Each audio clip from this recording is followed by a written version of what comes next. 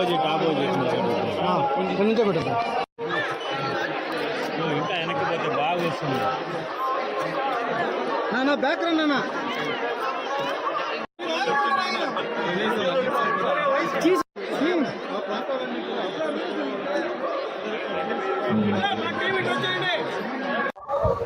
భారతదేశ సరిహద్దుల్లో యుద్ధ వాతావరణం నెలకొనిన సందర్భంగా మనం కూడా అంతర్లీనంగా ఇంటర్నల్గా భారతదేశంలో అతి ముఖ్యమైన ప్రదేశాల్లో మన తిరుమల తిరుపతి ప్రాంతాలు కూడా ఒకటి కాబట్టి వీటిని మనం అనుక్షణం అలర్ట్గా ఉండాల్సిన భాగంగా మా రాష్ట్ర డీజీపీ గారు అయినటువంటి గౌరవనీయులు శ్రీ హరీష్ గుప్తా ఐపీఎస్ గారి ఉత్తర్వుల మేరకు తిరుపతి ఎస్పీ మరియు chief vigilance security officer Shri Harshavardhan Raju IPS గారి సూచనల మేరకు తిరుమల అడిషనల్ ఈవో శ్రీ వెంకయ్య చౌదరి గారి ప్రోత్సాహంతో తిరుమలలో కూడా ఈ రక్షణ కార్యక్రమంలో భాగంగానే ఫ్రిస్టింగ్ చెకింగ్ ఏరియా డామినేషన్ ఏర్పాటు చేయడం జరిగింది.